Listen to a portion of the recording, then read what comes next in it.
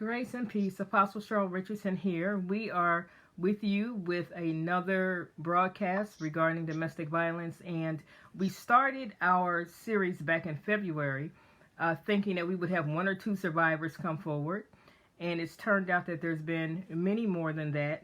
So we're grateful to God for their courage. We've had some really interesting conversations.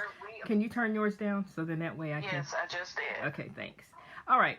So we're going to have a survivor on today that's going to share her story. I'm going to give you all a few minutes to find us here. And I'm going to tag folk and let you know that we are live. We've decided to just do it the MacGyver way, the Fred Sanford way. We're going to just have our survivor on speakerphone and do it that way so that we're not playing around with permissions from social media. But this series has been incredibly enlightening, and we think that it's important that we're able to understand from the perspective of a survivor what domestic violence is like. It's amazing, really, how insensitive people can be, and a lot of it is just because they don't understand. They don't know. The other thing that I find interesting is sometimes the people most difficult to deal with for a survivor are other survivors. You would think that they'd be more sympathetic, but a lot of times it's easy, you know, once you're free to become judgmental about other people and their process and how long it's taken them to make a decision, etc., etc. And so our mandate from the Lord is to raise awareness, and we're committed to doing that. Now, let me tell y'all this. Those of you who are believers, who are asking God, you know, what was the reason I was born, and what's the purpose for my existence, and I'll go wherever you tell me to go, and I'll do whatever you tell me to do. That sounds real nice, right? In a song. Let me help somebody. And I had no intention of talking about this at all. It's going to cost you something. It's going to cost you something, and it may very well cost you everything. You can count on opposition. Ask me how I know. You can count on trials and tribulations being multiplied unto you. Ask me how I know. When you begin to address things that have existed in society, in the world, in the realm of the spirit since the beginning of time, the enemy of your soul has absolutely zero interest in you raising awareness about it. Okay? But those of you who know me know that all you have to do is tell me I can't do something and then go sit down and watch me do it. Probably because you told me I couldn't. So I'm thankful to God for the mandate that he's given us. And, you know, we're passionate about it. We are serious about it. This is on our mind all the time. We live, breathe, drink this. Our mandate is to get people free from whatever it is that is binding them. And it doesn't matter to us what it is. The apostle on the inside of me and the prophet on the inside of me is adamantly opposed to anything that the enemy is trying to put forth. It doesn't even matter what it is. And so anytime you have people who are in bondage, who are living beneath their privilege, Christ died so that we could live an abundant life. So it's not his will and his desire that we be bound, that we be downtrodden all the day long, that we are depressed, that we are anxious, that, you know, we are struggling with mental health issues and all these things that he went to the cross to secure our freedom from. So here's the deal. We have dominion over this stuff, but we just don't know it. And because we don't know it, we don't exercise it. And when you have something and don't use it, you almost may as well not have it, correct? So our mandate is to enlighten people, to enlighten minds, and to inspire hearts, and to safeguard destinies. And that's what we are determined to do. So we are advocating for domestic violence survivors. We are advocating for increased awareness and education regarding it. Hey, Polly. And who doesn't have any sound? Can you all hear us? I don't understand you not having sound. Who doesn't have sound? Marie says she doesn't have sound. If you can hear us, if you can hear me, then do a thumbs up or something to let me know. Can you all hear? Savannah, can you hear me? I can hear you through the phone. Okay. Let's see.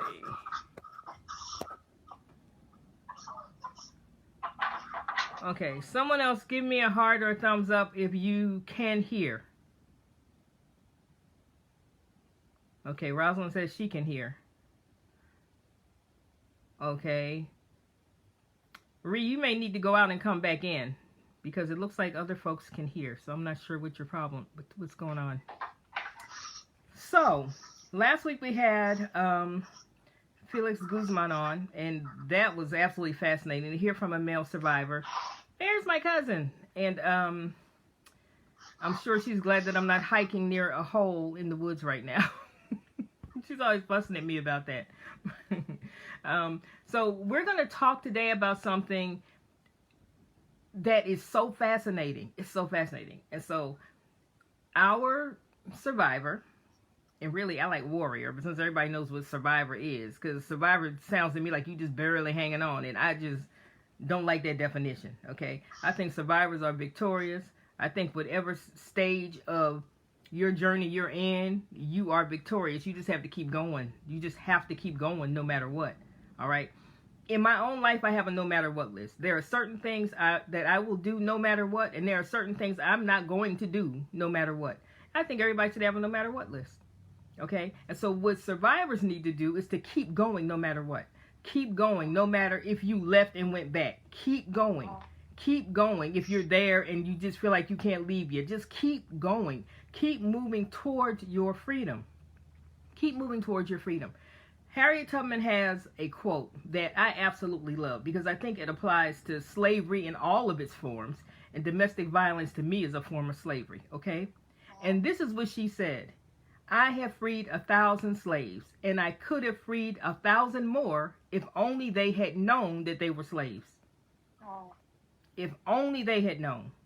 And so our mandate is to raise awareness. Hey, Ty, is to raise awareness about domestic violence and to help people to understand what it is, what it looks like, to help them to understand from the perspective of a survivor what it is like, not in terms of coddling. Now, those of you who know me know I failed that whole coddling class, okay? I don't know nothing about, okay, honey, it's going to be, no. If you don't do this, this is what's going to happen. That's the prophet in me. I just have to tell you the truth. I'm going to speak the truth in love, but speak the truth I will. Okay, I'm going to speak the truth. So I can tell when people aren't ready to do better because they won't call me. They won't. If you call me, you ready to do something. You're not calling me half-stepping because it's just too uncomfortable. It's too uncomfortable, okay? Because I'm going to provoke you to greatness. Because I know that what God has for you is better than what you have settled for. All right? And so today, we are going to hear from Savan. And y'all know how y'all like overhearing stuff, right? Y'all like to overhear stuff, people. Come on. So just act like you eavesdropping today, okay? And so Savan and I are going to talk about her situation. And you have to listen closely. Hey, Ashley, you have to listen closely. Listen to her story. Listen. And there are so many things embedded in her story that we are passionate about in terms of domestic violence, in terms of how people are treated, in terms of how things even flow in the church. Okay? You hear me talk often about how domestic violence is more prevalent in the church and outside of the church. And people get upset when I say it, but it's the truth anyhow. It's more prevalent in the church. There are reasons for that. There are reasons why it's so prevalent. There are things that we do, that we continue to do to this day, that serves as fertilizer for domestic violence within the church, across denominational lines, across racial lines. It's not the Catholics. It's not the Muslims. It's not the Baptists. It's everybody. Okay, everybody. This is a global issue. This is a global problem, okay? And so I'm going to let Savan talk to you, and I'm going to let her introduce herself first, and you all let me know if you can hear her so I know if I need to make some adjustments on my end, okay? Savan, are you there? I'm here. All right, so you all know how we do this. If you can hear her, give me a thumbs up or some hearts or something so that we know you can hear, because I don't want you to miss anything that she has to say. All right, I think one person's. Anybody else can hear? Hey, Lisa. All right. So there's 3 people that can hear. Y'all, come on. Hit the thing. I'm going to tell Jesus. I'm telling. Hit the thing. Thank you, Rosalind. Thank you. My goodness. What is wrong with y'all? I said to act like you eavesdropping. Hey, Natasha. I say act like you eavesdropping, like you listening in on something. That don't make your thumbs not work right. Push the button. Thank you. All right. So, Savannah's going to talk now. You all have got to listen.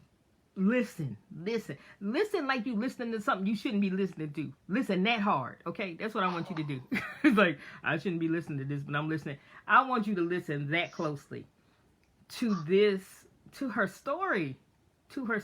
And anyone who's listening, who is still in a situation, listen to her story. Anyone who's listening, who's just escaped a situation, listen to her story. This story will provide hope, just like our other survivors have, to anyone, no matter what stage you find yourself in terms of domestic violence. And even if it's not you, if it's someone that you care about, listen for how you can actually be a help. Listen for how it gets started. Listen for the red flags and how subtle they are. Okay? All right, Savan. Yes. What is it? Just tell us a little bit about yourself in terms of who you are right now, today. You know, just like if you were doing a resume. My name is Savan. I am the proud mother of 11 children. I have 5 sons and 6 daughters. Did y'all hear that? She had 11 children. Okay, we ain't no adoption agency, no. She had 11 children. Okay, go ahead. I just want to make sure they got that. Yes. They are the loves of my life, of course, and I would do anything I can in my power to make sure that they are the wonderful human beings that God intended them to be. Yes. And so they are a huge part of my life then and even today. And for the most part, I am a child of God, and I live for Him daily. Amen. So how did that, tell us about, you all know, right, that no matter what kind of childhood you have, something in your childhood prepares you, right? Like grooms Yes. you to become a victim of something. Okay? Something. Yes. Something can get you. And if it can get its hooks in you, the root oftentimes is in childhood. And it doesn't mean that anybody purposely did anything to you in childhood. It's the way things played out and the way you interpreted them and the way you took it upon yourself. It shaped you and made you a prime target for something. Okay, now, so let me just make that clear. It doesn't have to be that you grew up in a house and everybody was crazy and blah blah. It doesn't have to be that at all. Right. It can be. You can grow up with 2 loving parents, and something else jumped the track and set you up for that. Something else could have happened that set you up for abuse later in life. So you have. I'm telling you, if you don't pay attention, act like y'all eavesdropping. Because if you don't, you're gonna miss something. Now, let me just recap. Savan has 11 children that she had. 11, okay? 5 sons, right? 5 sons, 6 daughters. 5 sons and 6 daughters. And she is the proud mama of all 11. Okay. Proud mom, yes. And she loves the Lord. Okay, so now tell us about your childhood. What was that like? So my childhood was very interesting. I lost my dad at the age of 9 to a tragic accident. My dad, not that I didn't love my mom, but my dad was my favorite parent. And he just made my life as the only daughter with 3 brothers. I was the youngest of the 4. Mm-hmm. He just made my life as a princess. So he was very involved in my life. He was very strong, very disciplined, and had that kind of structure that we all need, even though there were times when it was very stern for the boys, but something that was necessary, especially when you're raising African American black boys in particularly at that time where you're coming out of segregation and just wanting them to do the best. And so my dad was killed in a tragic accident at my age of 9, and I felt like I knew I was in for the fight of my life. I just somehow God had instilled in me that I was in for it with the loss of my dad. Particularly that we were all in for it. It was just we knew that it would be different following his death. And so when I got the news that my dad was possibly in a bad, and something terrible had happened to him, I asked the Lord to please don't ever leave me alone. That was just my prayer instantly when I heard at my age of 9. I just asked the Lord, please, if my dad can be spared, please, Lord, let him be all right. But if he can't be, please don't ever leave me alone, because I know I need you. Okay. And as I grew up, no one really knew the pain that I was dealing with as an only girl, watching my mom be tough and strong and brave through it all, because 2 weeks prior she had lost her mom. Wow. So 2 weeks prior to my dad getting killed, my mom buried her mother, and then all of a sudden she's 35 and she's losing her husband. So she graciously dealt with it all, being the oldest of her 2 sisters, and just watching her brave it and be strong and try to keep my brothers in good standing, letting them know it was going to be all right. It was still just a very tough thing for all of us to deal with.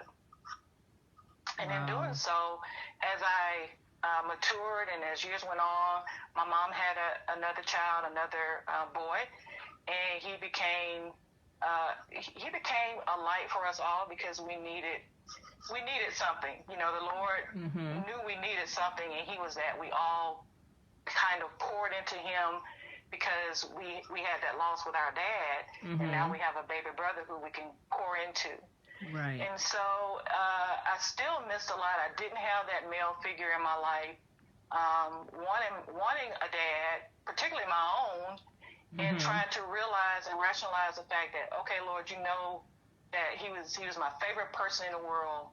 But he's not here. What do I do? So I went into a type of isolation just on my own. I still kept my grades up as much as possible.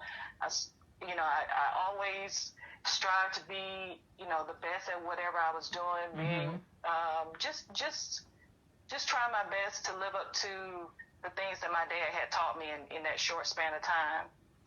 And I would go to church sometimes, but not often. I just went into this mode where I was watching televangelists at the time that was very, very popular.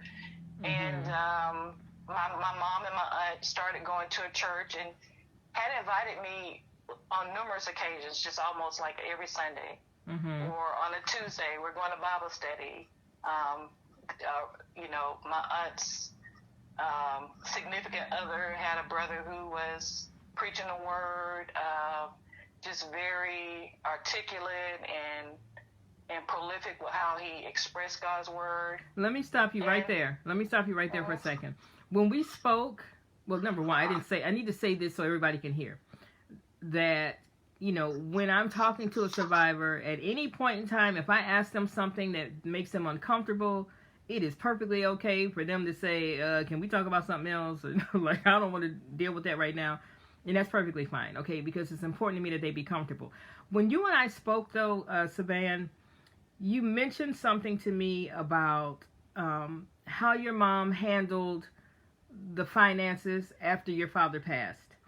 Yes. And I bring that up because it's important. It'll make sense to the rest of you all as she continues with her story. But all of this is so important, so important. She lost her father tragically when she was 9 years old. It's not like he'd been sick and they were expecting it, which doesn't make it that much easier. It just makes it different.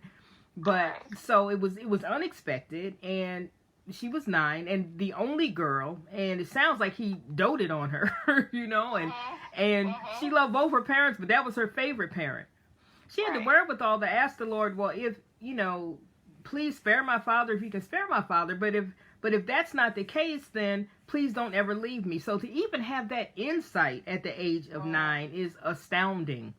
Absolutely astounding.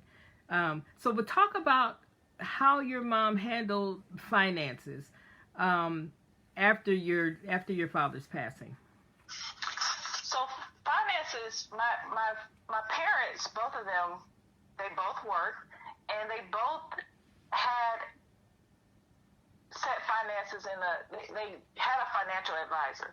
And so my dad, they were prepared for if something happened to either one of them. Mm-hmm. And with everything that happened, it was just so overwhelming, so traumatic for all of us. My mom wanted to make sure that she in a sense, the finances were a way for her to help the boys in whatever way that would be. Mm-hmm. And when you use finances in that manner, pretty soon you're going to run out of them. Mm-hmm. The finances are going to be gone. Mm-hmm. So finances were available for me to go to college, which is what I wanted to do.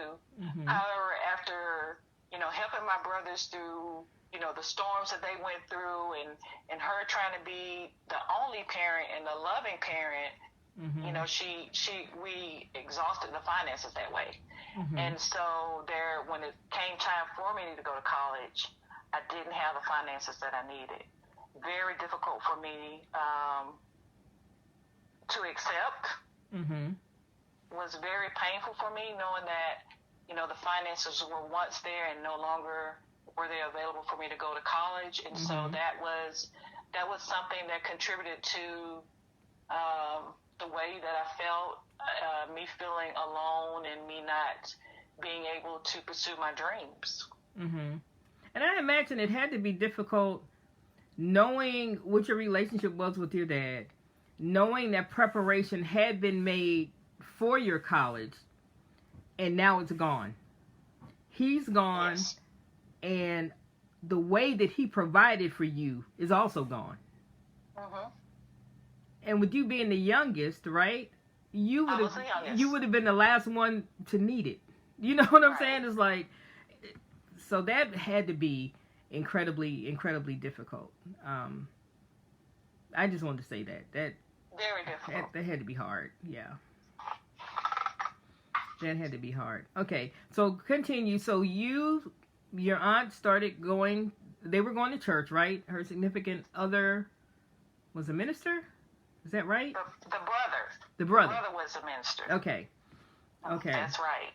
Okay. And so she and my mom were going a lot, and just one particular Sunday, I was asked, and I just decided, okay, yes, I will go. Mm-hmm. And I went that one Sunday, and that one Sunday I was hooked. I knew that's where I wanted to be. I felt like I had found a place where I could thrive. I mm-hmm. could get the help that I needed because I knew I needed help. I just didn't know who could help I needed it from, right? Or like where who to can help get me? it, Okay. or what I should do. Mm-hmm. And I said, well, this is a church. I mean, you go to church to seek the Lord, to get help. Mm-hmm. for somebody to help you. Right. Particularly if it's the pastor, the elders, somebody in the church, the deacons, the deaconesses, mm-hmm. somebody in this church should be able to help me. It's a church, for God's sake. Right. Right. That type of thing. Right. And that was my age of 15. Okay. So at 15, I started going to that church and went religiously. I was there for Bible study. I was there for Sunday school. I was there for church. Mm-hmm. I was there, and I was committed. Okay, and you said you went, the first time you went, you knew that that's where you needed to be. Yes. Okay, and so listen, you all, from a spiritual standpoint, that is sort of how that works, okay? You are hungry for something, something is broken within you, there's a void of some sort. And sometimes we know what the void is. Sometimes we have no idea. We just know that we're dissatisfied and we feel restless or whatever. Right. When you come into relationship with the Lord, regardless of what your faith is, you are trusting a power higher than yourself. And you are trusting that your need can be met. And you're trusting that you are safe. You're trusting that you are safe. Now, a lot of times what happens is at that point, do you think the enemy's going to just let you be safe and not challenge that? Do you think that he wants you to be safe? Do you think that he wants you to place your confidence in a power higher than yourself? He much rather that you just rely on yourself only, because he know you don't know what you're doing. You know, I don't know what I'm doing, okay, without some divine intervention. So it's in his best interest that we just rely on ourselves and not come into the knowledge that there is a power greater than us, that the Lord is greater than us, and he has created us, and that he is there for us. And so, but if we don't address this in our ministries, and I'm talking to ministry leaders now too, especially, if we don't address and let people know that once you come into this knowledge, now you're under fire. Now you're under attack. You really can't just get in there and chill and rest. You have to understand that now the warfare begins in earnest, okay? Go ahead, Savan. And so I was baptized at this church and lived my life trying my best to please the Lord, just wanting to do all that I could to please the Lord. That was a main goal of mine, is just to make sure that I was doing what I thought the Lord wanted me to do. And that's, you know, to follow him, to be in Bible study, to be a part of church, to be in communion with other Christians, and just to move forward within my life until that day whenever he provided, you know, a husband for me. And for me to start my own family. And one of the things that was so overwhelming for me was because I wanted to be able, and I asked the Lord that when I do become of age and I do start a family, I want to be able to do the things for my children and for my family that you know, my mom wasn't able to do for me, or that didn't happen within my own family with me and my three older brothers, and you know, I just wanted that for my children. I wanted them to have their dad present. You know, I wanted them to have all the things that I felt like I missed after the loss of my dad. And so that was one of the things that I asked for the Lord. And there are times when I'm communing with God and I'll say, you know, Lord, I asked you for these things, and you didn't tell me how I was going to get this wonderful, beautiful family. You didn't share that with me, and I didn't ask any specifics. I just asked for a beautiful, wonderful family. And Lord, I can't complain because you gave me that. Right. You know? Right. Regardless of in spite struggles, of, right. Yeah, in spite of all the things that were meant for my harm, you know, you turned it into my good, because I can't speak enough about how beautiful they are to me. That's awesome. That's awesome. And understanding that, okay, he's promised that he would cause all things to work together for our good. Doesn't mean that that's what he wanted. Doesn't mean that he orchestrated it. That's right. As a matter of fact, if it caused you grief and heartache, he did not orchestrate it. He doesn't need to do that. Why would he need to do that? That's right. It's based on our heart condition. And this is something that I had to learn. Every decision that we make in life, okay, and I did not learn this in counseling school. I did not learn this in seminary. This is straight from the throne room. Every decision that we make in life, it's based on the condition of our heart at the time that we make the decision.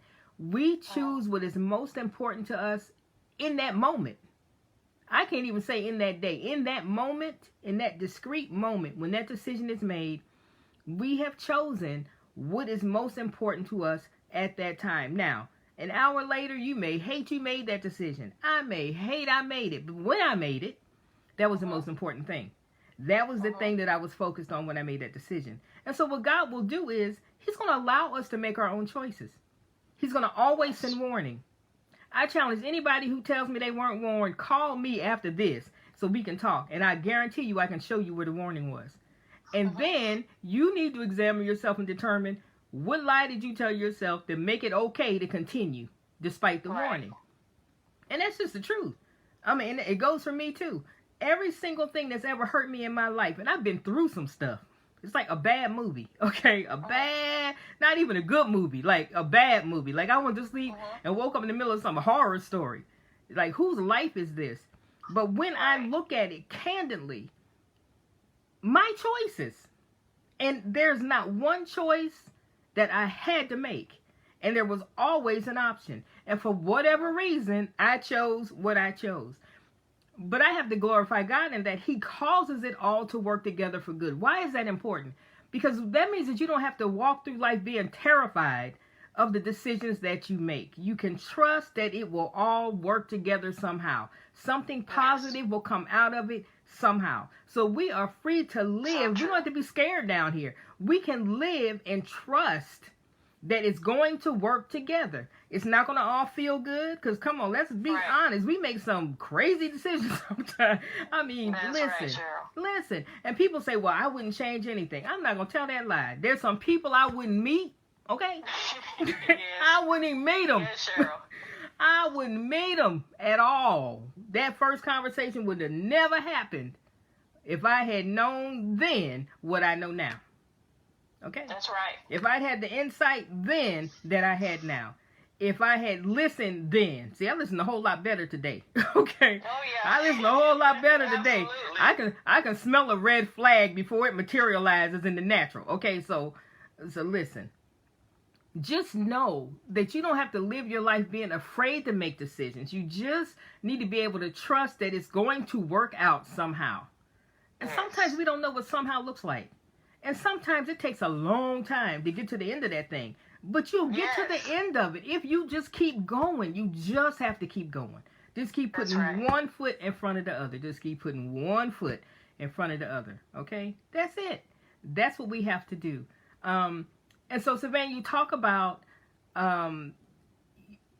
trusting God to fill that void, right? The things that you felt that you were missing. Can you try to summarize? It might be hard. Try to summarize for us what you felt you were missing.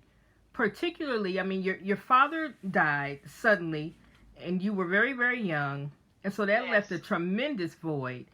But what did you feel that you were lacking from those that were left? What were you lacking? What did you feel that you were lacking? And it may not have been intentional. You know, let me tell y'all something. Sometimes people aren't trying to withhold stuff from you. They just don't have it to give you. That's right. They just don't have it. They just don't have it. And we go through life expecting people to produce what they do not have. And that causes all kinds of problems, okay? That's a whole nother life. But so what did you think? What did you feel that you were missing from those who were around you after your father passed?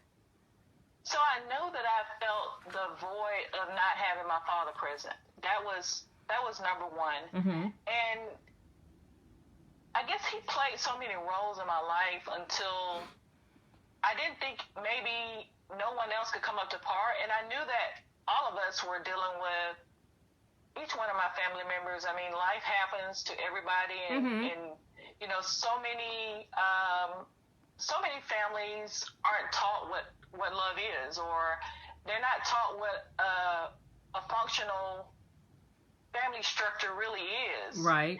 And not really knowing the norms, so to speak, I want to put that in quotation marks, of how families should work. It just left a voids everywhere, pretty much. Okay. And not really knowing what to expect out of life. After my father gave me a lot of guidance. There were things that he would teach me, not that my mom didn't do these things. My mom taught me, moms teach differently than dads, and God made moms and dads for their own purpose. They have their own roles in their children's lives. So the things that my mom could give me, she gave that. she taught me how to be gracious, how to be kind, how to be loving, how to, keep going in the midst of a storm. Those things that I practice on a day-to-day basis today, my mom taught me those. Right. They help me. They get me through a day sometimes. They allow me to reach to the Lord for my faith. Just watching her go through those situations and be the example that I needed to go through the storms that I eventually went through in my own life. I got that from my mom. Right. Along with the Lord,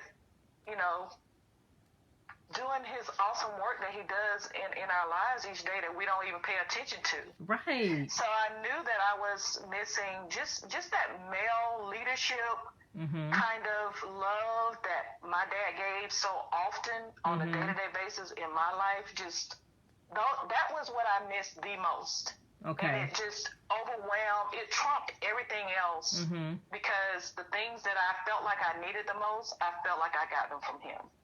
Okay. And so I had to unknowingly learn that, my mom was providing those things other than showing me about going to work every day and, still coming home, preparing dinner for her family, still being kind enough and mother enough to not. I never saw my parents argue. That was something my mom was not going to do in front of us. So those things I love about her. I mean, I embrace that about her, that she was able to exemplify that for me as I moved along in life. But for the most part, I just felt like I was missing my dad. I was missing his guidance. And I pretty much wanted that family structure, wanting my dad there, just wanting him there. Right.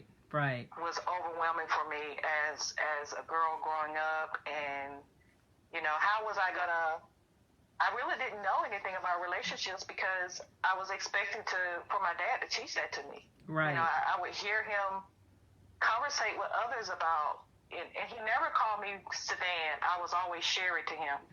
So I would hear him have conversations about Sherry growing up and what Sherry would do and what Sherry would become and how he would be there to protect her and to help her get through, all of life stages. And it stuck. It stuck and it stayed there, and I missed that.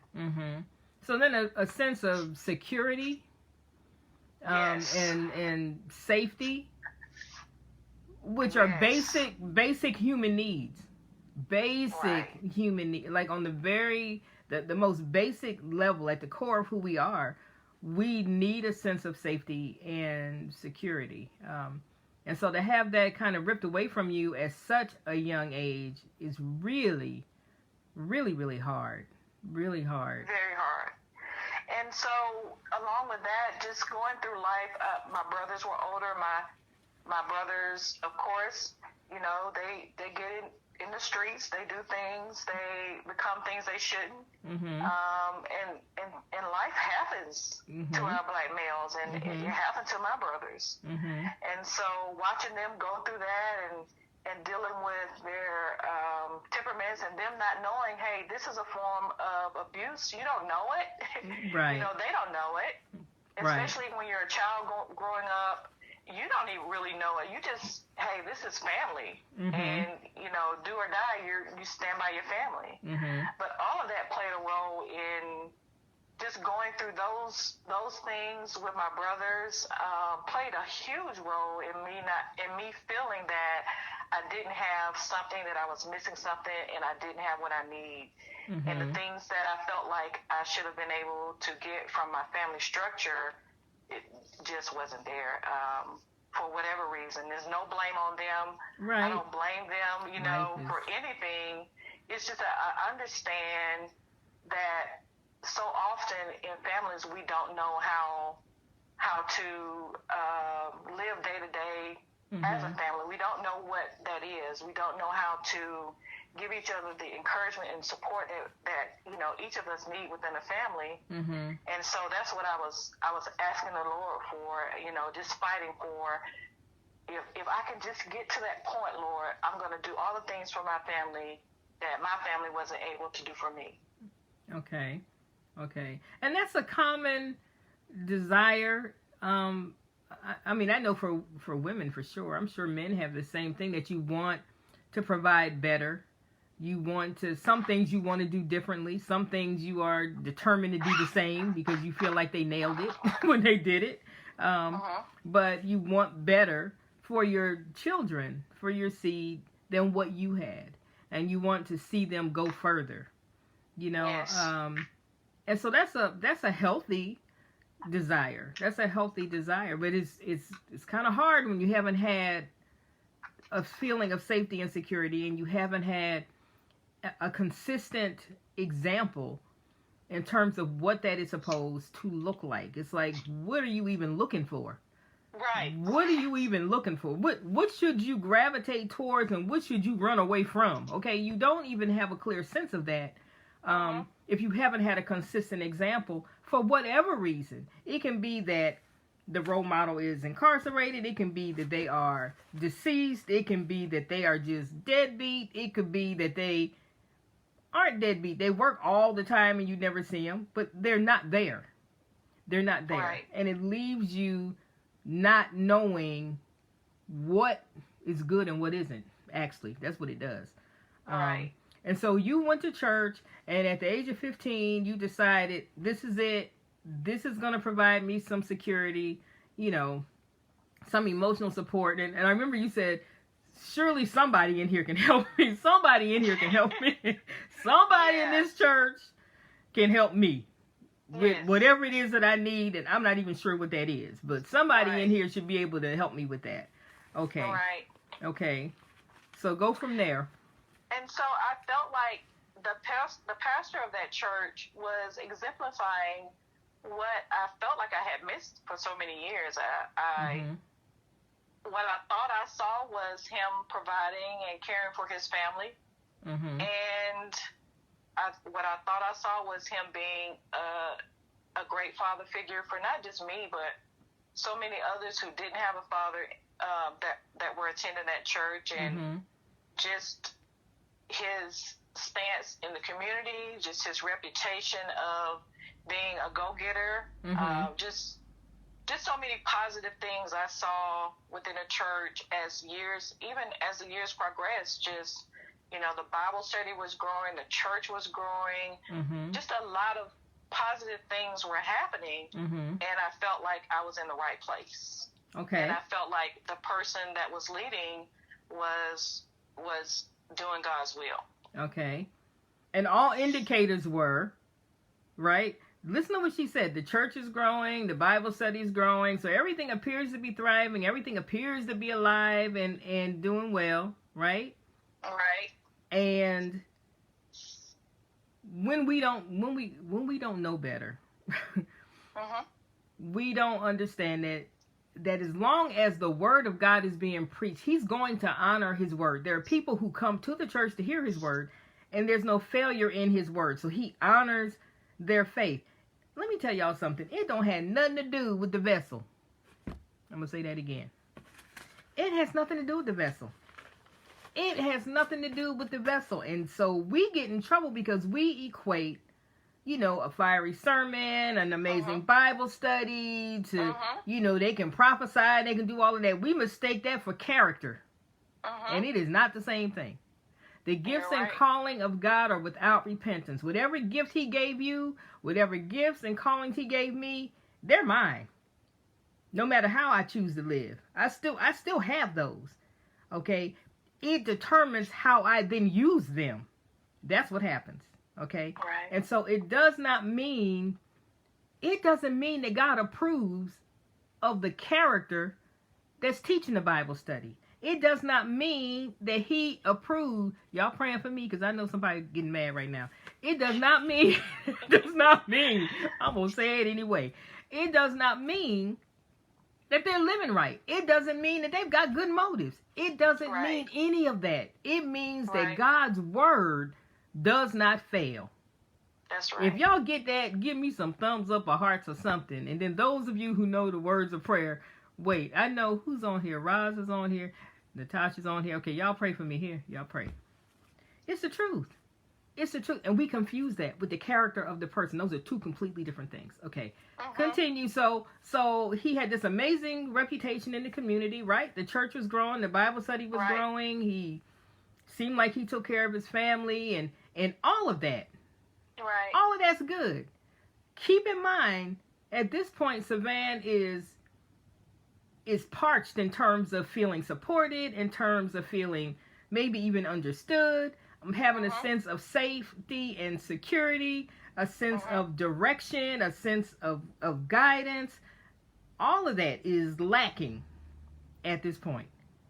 And remember what I said a few weeks ago. When we are starved for a thing, there's a tendency to seek out the one thing that we're starved for. And we're not looking at everything else. We're not looking at everything else because we are so parched and starved in our spirit for a particular thing that's what we hone in on. The problem with that is this. Most of us aren't aware of it. So it's a huge blind spot. It's a tremendous blind spot because we don't even know that it's a problem. We're just hungry. We're just thirsty. And you're not hungry or thirsty for anything that's bad, right? You want safety. You want security. You want a closer walk with God. You want to be understood. There's nothing wrong with any of that. Okay? Nothing wrong with any of that. But when that's all we focus on, it becomes a problem. Because now the enemy has got all this other ground that he can mess with. All he has to do is convince us that one thing that we're starved for, that's there. If he can get us focused on that one thing, no matter what, it doesn't matter what it is. It don't matter what it is. If he can get you focused on that one thing, he can do whatever he wants to do in the background because you're not paying attention. Not even saying, I'm telling you what I know. I'm telling you what I know. Okay? I'm telling you what I know. This did not come from counseling school. It did not come from seminary. Okay?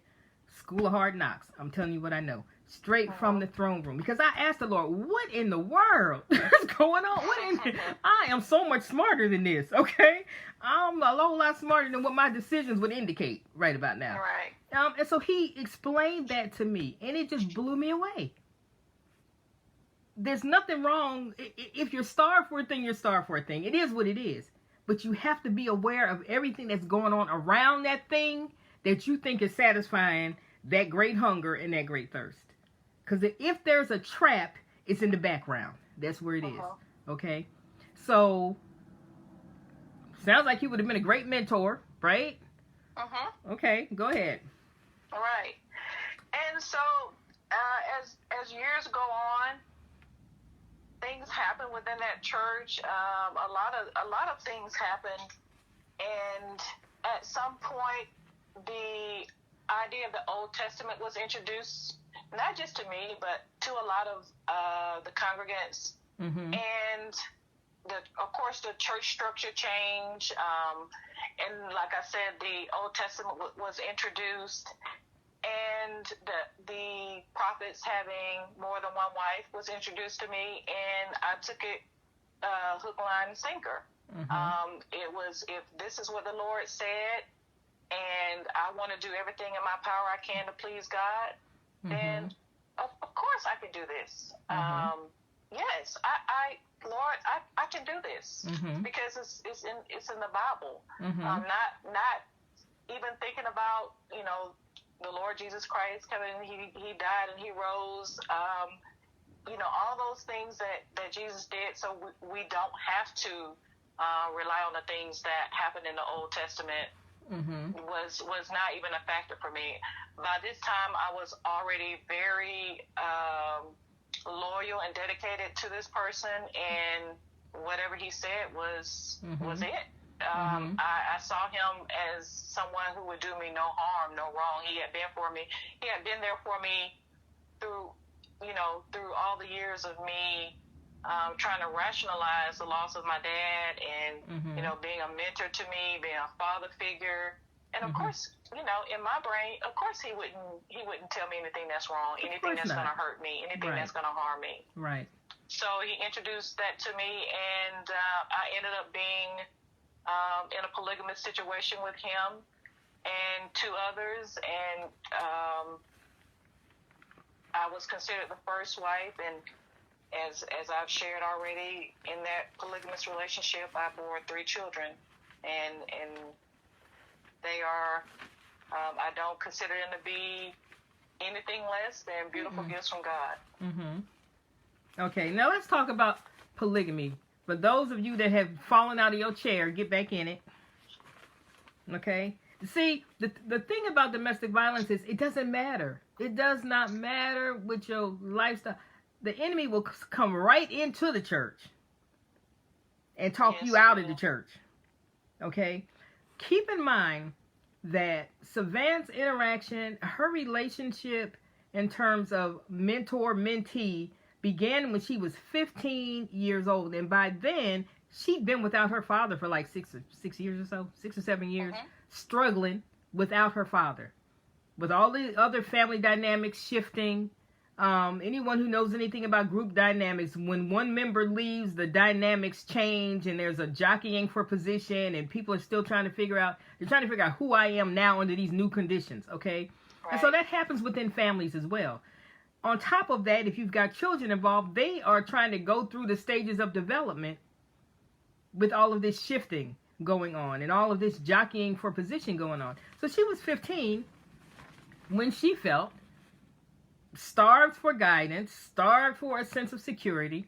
She went to church, loved it, and the word was good and the Bible study was good and a sense of security and safety developed. It's important to understand that a person that is abusive or manipulative doesn't always engage in love bombing. Okay, we hear about love bombing where they try to sweep you off your feet.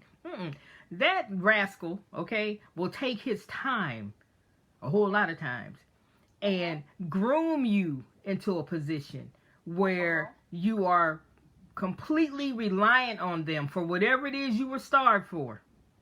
Safety and security, right? Consistency.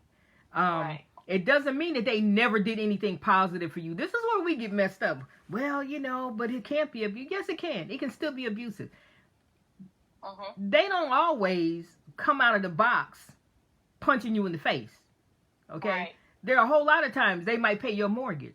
There's a whole lot of times they might find a babysitter for your children. There are a whole lot of times in the wee hours in the morning when you need somebody to talk to, they're available. Okay, so it's not always ugly from the jump.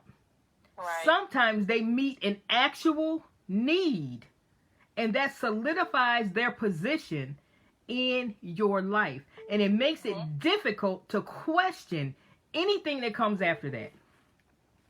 Anything that comes after that. Okay? And so if you determine that they are abusive, they are not trustworthy, whatever, it is such an egregious betrayal that it is almost debilitating because you've placed all your confidence in them. Okay? So he's been dealing with her since she was 15. Right, and had done nothing inappropriate from my age of 15 all the way up until my very early 20s, and just was a gentleman, did as he was supposed to, if I could say that, was a pastor, was a mentor, was a father figure, said nothing out of the way, did nothing out of the way, was a perfect gentleman until that introduction of the Old Testament. And still in doing so, just taught it out of Scripture or shared it out of Scripture, just as if God was speaking that straight to me. Okay, do y'all hear that? Some thumbs up or some hearts if you hear it. This is so important to understand how subtle it can be, how it can start. They can start off doing everything they're supposed to do, and they can do it for a long time. They can do it for a long time. And they can do it for a long time because they have 100% confidence that they're going to win. That they're going to win. So they're confident in their ability to manipulate and control. And they can wait because they are convinced that they're going to get what they're after. They are going to get what they were after. All right? So, Right. for years, he behaved himself. For years, he conducted himself appropriately. And then Right. he introduced the misappropriation of scripture, okay? Taking Right. it out of Right. context. He didn't do Correct. that until after he'd been grooming for years. And while he was grooming, he was there in tangible ways. Right. He was there in And, tangible ways. and mind you, in churches, I mean, there, particularly in black churches, Mm-hmm. you know, there are things going on behind the scenes anyway. Right. And so, not to say that because I have talked to others who said, you know, I understand what happened to you. Mm-hmm. I was almost there myself. Mm-hmm. If I hadn't had this kind of support, if I hadn't had somebody Right. talking in my ear, Mm-hmm. not to say that my family didn't, because, you know, my brothers were in a rough. I have a younger brother too.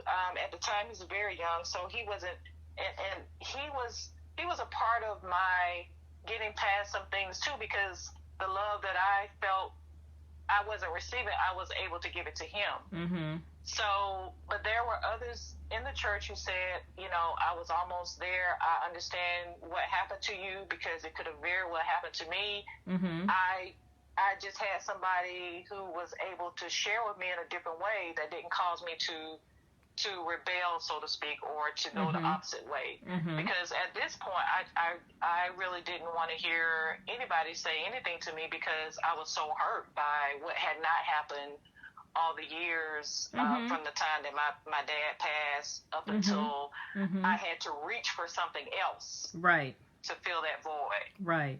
Right. So, mm-hmm. And so you said that you were in a polygamist relationship, and for the sake of those of you who may not know what that is, it's the practice of marrying multiple spouses. Okay, when men do it specifically, and the difference between polygamy and bigamy is, in a polygamous situation, the spouses all know about each other, know each other, and may very well be cohabitating. They may very well have one household where everything is kind of blended together. A bigamist, on the other hand, has more than one partner, and don't nobody know that but him. Okay, okay. So that's the difference. Now, understand how she got there. Understand how she got there. And that's why every once in a while I'll stop her and kind of recap, because I don't want you to miss anything. I want you to understand how one thing builds upon another. We have to be prepared to wander into an abusive situation.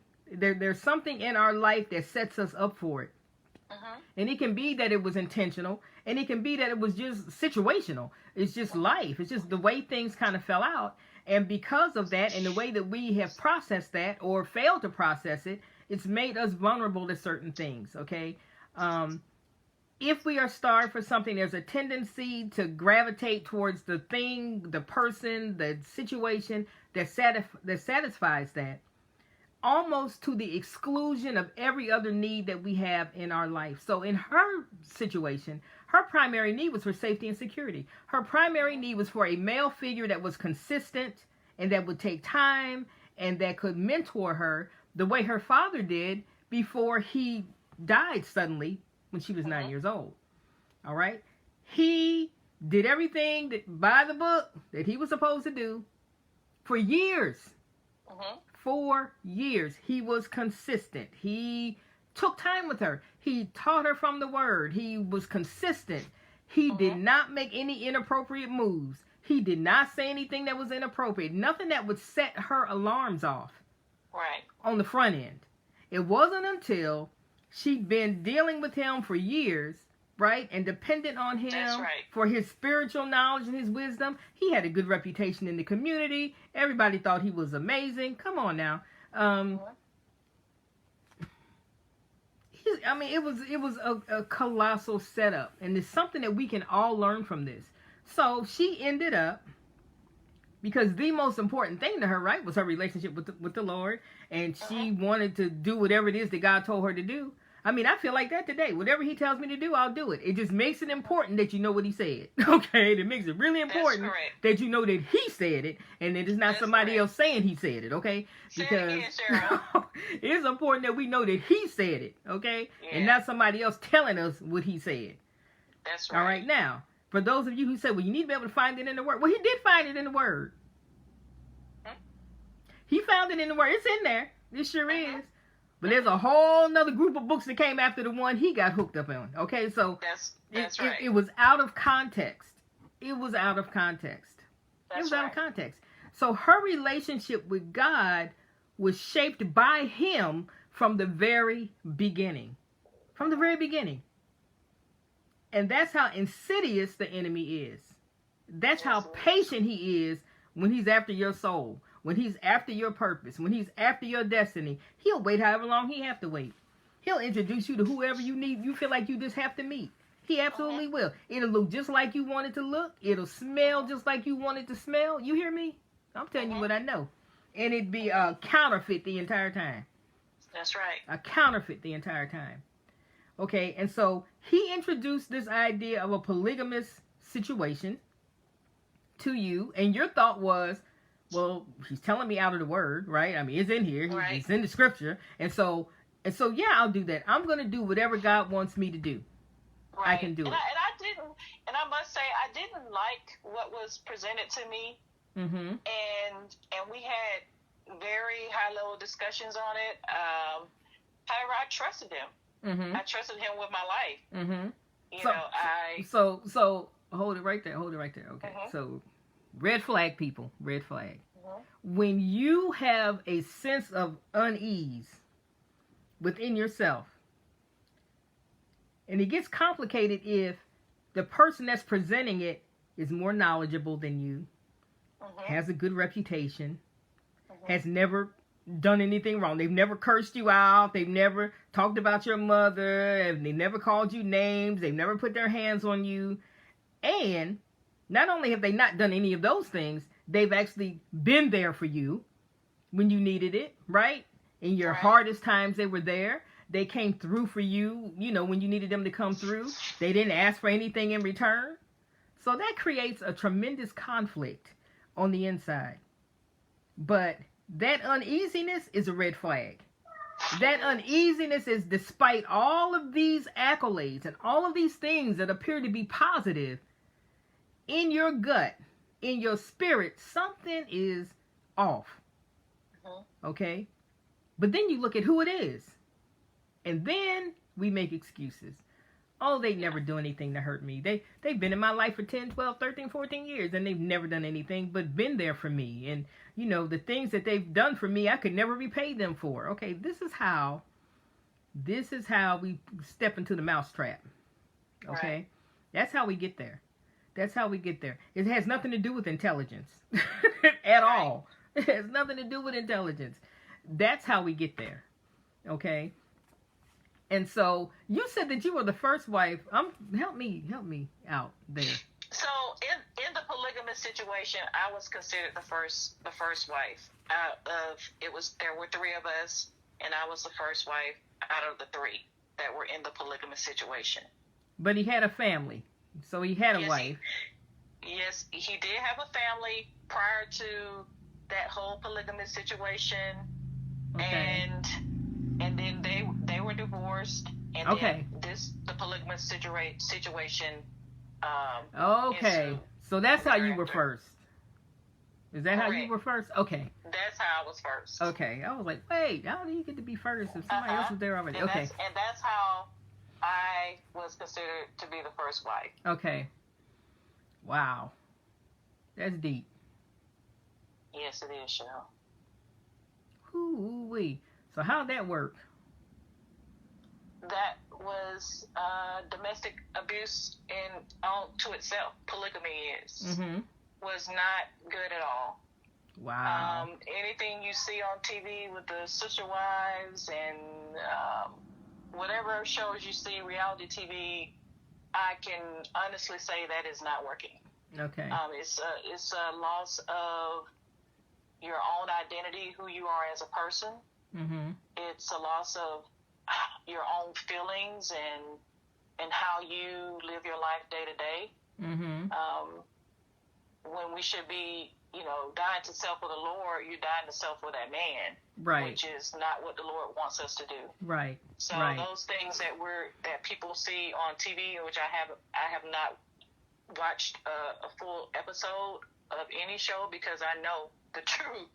It's like, I can't even watch this. Okay, I can't even watch this, and I know the pain and the heartache that kind of relationship brings. A polygamous relationship is domestic abuse all in itself. I mean, it seems to me that the only person getting every need met would be the one who started it. You know what I'm saying? I mean, that's just me from the outside. I've never been in one, but I don't see how. I'm sorry, Cheryl. No, I don't. It seems to me that at any given point in time, someone is agreeing to go without what they actually need for the good of all. You know what I mean?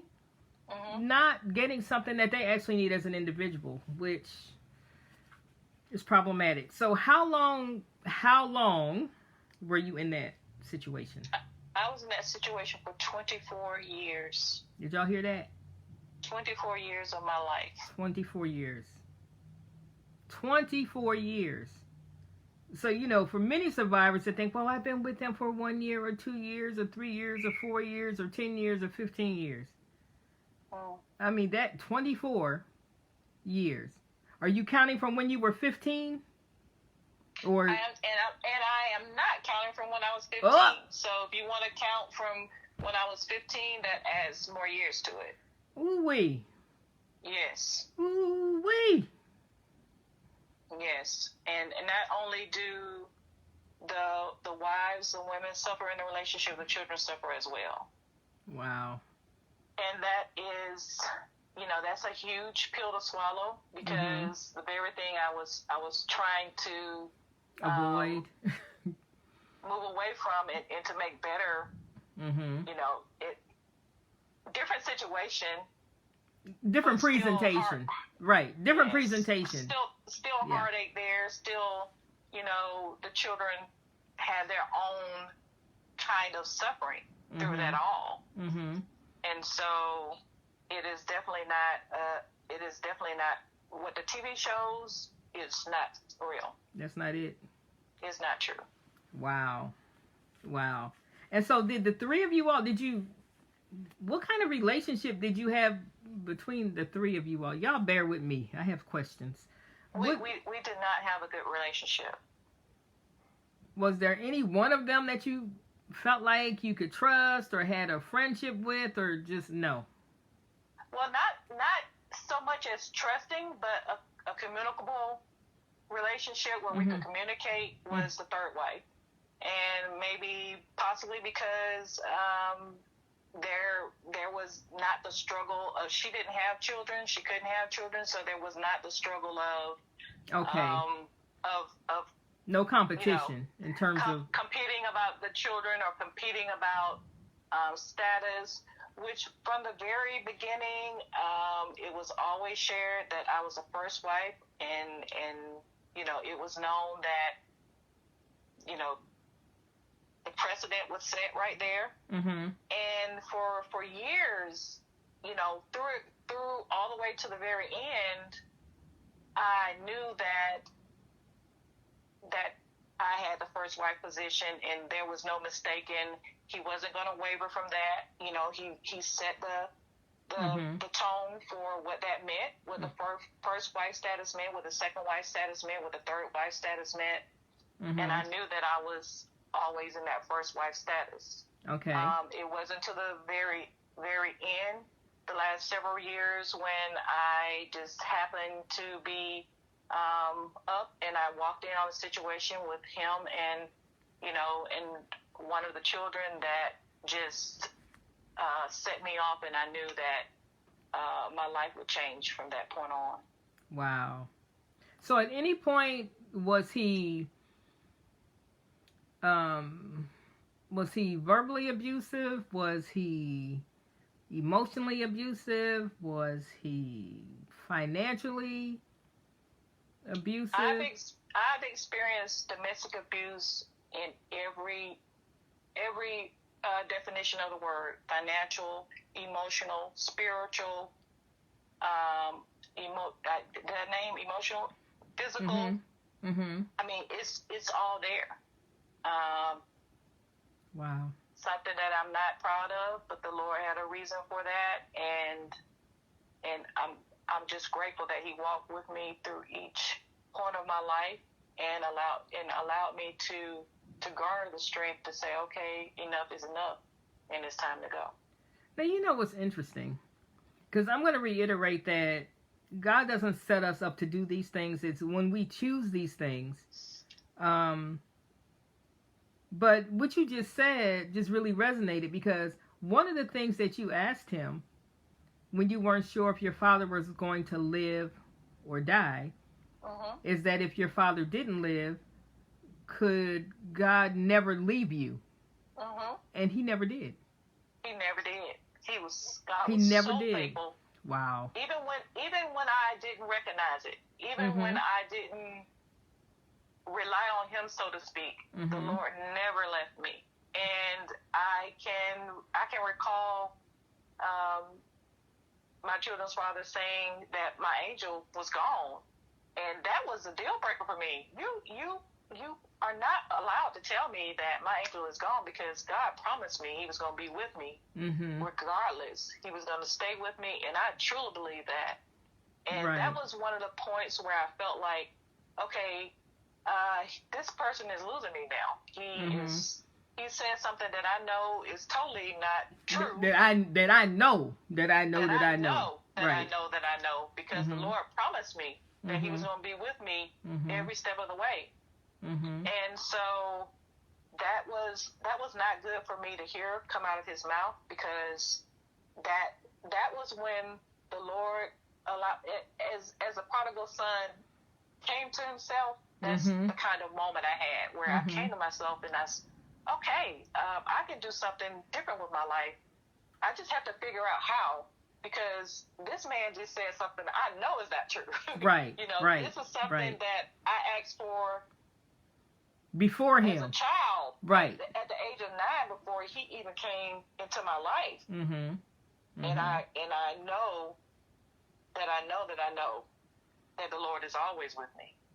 Even when I didn't acknowledge Him, I knew that the Lord had His hand on me. So at the outset, the spiritual abuse he came out of the bag with that. He came out of the bag with the spiritual abuse, okay? So the spiritual abuse, even him just saying to me, knowing that I was going to believe it, that the Lord wanted me to be in a polygamous relationship was spiritual abuse. Yes. I just didn't recognize it as such. Yes. And then thereafter, just the Lord does not hear women. How convenient is that? Women have to go through a man to connect with God, that type of thing. All those, just me not reaching out to the Lord myself, but reaching out to the Lord through Him. Right. And just trying to completely remove my trust and my relationship with God out of the way and totally onto Him. Well, I mean, because then they've got you in a chokehold, more or less. Because what else do you have at that point? And so the whole purpose of domestic violence, no matter what form it takes, is power and control. And for the victim to lose autonomy and to lose a sense of self and to lose, it's not even about self-esteem. It's about, no matter how you feel about yourself, knowing that you can get up out of this if you need to get up out of this. They don't want you to think, number one, that you need to get up out of it. And number two, that you have the wherewithal to do it anyway. That you need them to do whatever you're going to do next. You need them to do it. And then nobody else understands. Nobody else can help you, right? Right. Didn't even want me to think for myself. Oh, no. Didn't want any of us to think for ourselves. I can remember my son getting ready to graduate, and I had written something to put in the yearbook for him, and I lost it. I lost the sheet to turn into the school. So he decided okay, I'll write it for you. Another thing that just set me off. Mm-hmm. Oh, no, absolutely not. How in the world are you going to write something for me about my son from my perspective? You won't be able to do that. Mm-hmm. So it's those moments that I felt the Lord strengthening me Mm-hmm. and giving me that push to say, okay, it's time. You have to start making different decisions. You wake up, girl. I'm shaking you. Right. You gotta. Right. You got to think on your own now. You have to do something differently. And right. I can go back now and look at those moments and those ways where the Lord was nudging me and encouraging me to speak up for myself. Mm-hmm. Mm-hmm. And so there were times when the children would not say anything around me that was contrary, that their dad was doing contrary, because they didn't want me to. I had started using my voice. You would say something.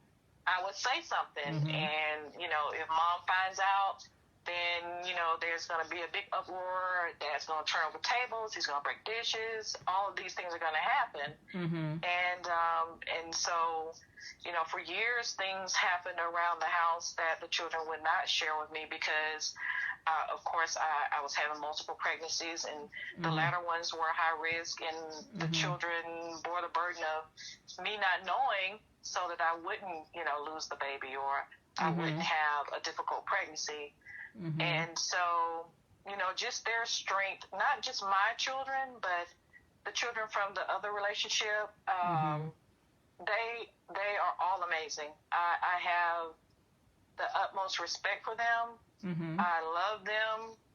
I pray for them. I pray for everybody in the situation, because the Lord has something great for us all if we hold on to what He's saying to us and embrace that and reach out to others.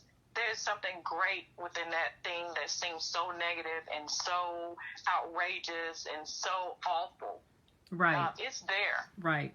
And consider this, and this is for everybody that's listening.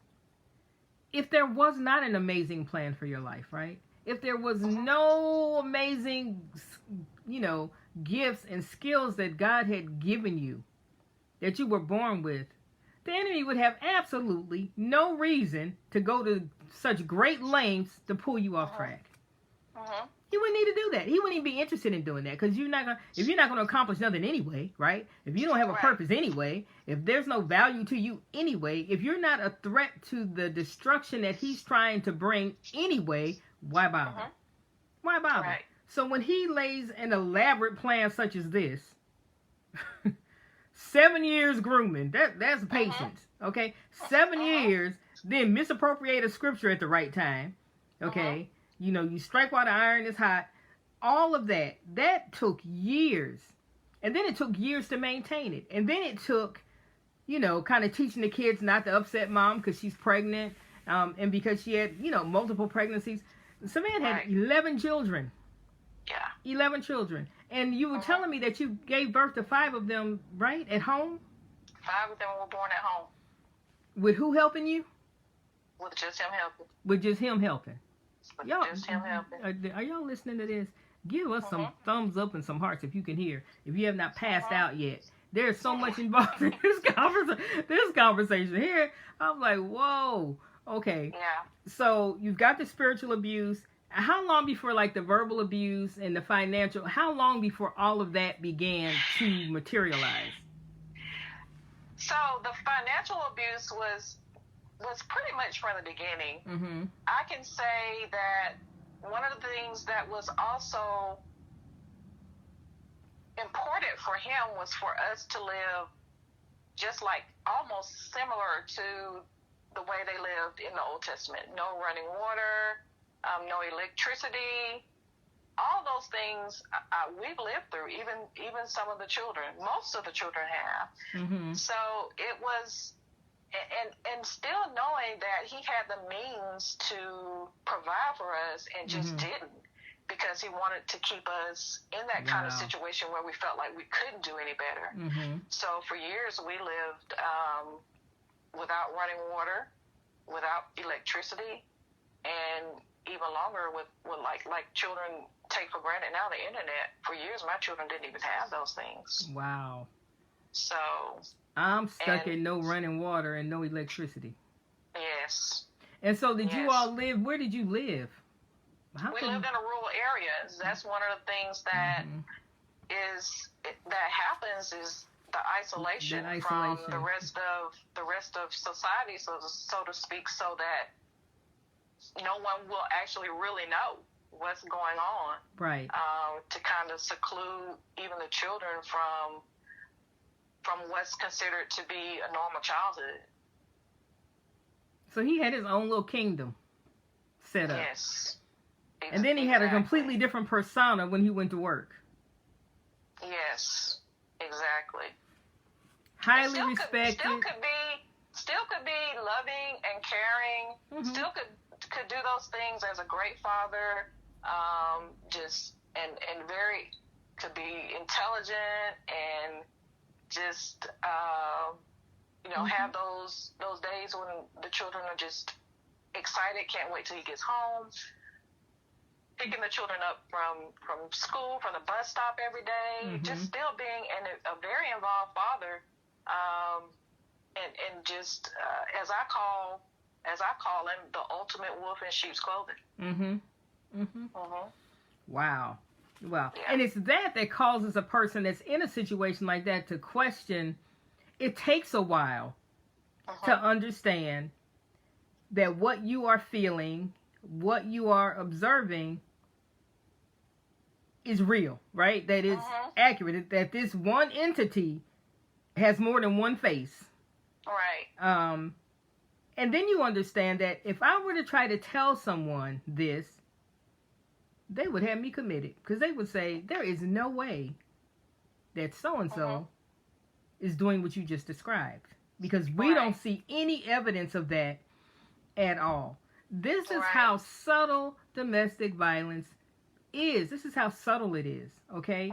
And so he I hear you say he was a good father, but see, here's the issue, and here's the thing. When we start being nice, that's why I wanted you to mention your mom, because I remember you said that she taught you about the importance of being nice and being nice and being nice, and that's good. Our weakness is simply our strength applied inappropriately. That's what the Lord told me. And I wrote that quote about 6 or 7 years ago. Our weakness is a strength that is applied inappropriately. It doesn't make us a bad person. It would be a strength if we managed it and did not allow it to manage us. That's right, Cheryl. When we allow it to manage us, we get in trouble. When we allow it to manage us, we set ourselves up to be abused by somebody in some form. Because then there are no healthy boundaries. There's no place where I begin and end and where you begin and end. And now you can tell me, now you can override me. And now you got me questioning, my own thought process. What helped me in my situation was this, okay? Even though I got myself into it, okay? What helped me in my situation was things were crazy at home. And you talk about the male influence. I've always worked where I was one of very few women surrounded by men, like my entire life. And so where you have this one male entity doing the negative things and tearing you down, but I would go to work and be surrounded by men who would build me up. And not from an inappropriate place, but who respected me. You understand what I'm saying? And so, so I always had that counterbalance. And it always kept me in a position where I'm thinking, there is no way in the world that I'm okay with everybody but you. Okay, there's something wrong with you. And can't be something wrong with me. All these other people cannot be that wrong. They can't be that wrong. Everybody else is wrong. Okay, but when you're in an isolated situation and there's nothing to counter it, it makes their hold on you that much more formidable. And so for me, it was always like I was slippery, because I was like, something's wrong here. Something is wrong here. But I always had something to compare it to, and that's why. And so that's why isolation is key for an abuser. Isolation is key. Keeping you off balance. Getting you to a place where you don't trust your own judgment. You believe what they say. And then him being a good father, right? I mean, my dad did that. My dad did that. I could have whatever I wanted. He took me everywhere he went. If I was supposed to be there or not. I was in the bar with him, sitting at the bar eating peanuts while he was telling lies with his friends. And they would have an argument when we got home about why was I in the bar. Well, he took me everywhere he went. And he looked out for me. He didn't like take me and like abandon me. But he was horrible at home in the way he treated my mother. You understand what I'm saying? Right. Yes, I do. And so no one outside of the house ever saw that side of him. Ever. Ever. And it was enough to make you think you were crazy. Because it's like, but I know you did X, Y, and Z. I was standing right there, right? Right. But then outside, he's completely different. So in your case, he had this this reputation in the community, right? That was amazing. And he was connected to people who were powerful, like in government. You know, so that is... And even in the beginning, there were people who questioned his character. However, the things that he did, like when he put his mind to doing something, whatever it was, he was the best at it. The children played a huge role in winning people. I'm putting that in quotation marks. Winning people over because they excelled in everything they did, in academics, in sports, in community activism. They were a part of everything. They could do it, you know, to the best of their ability.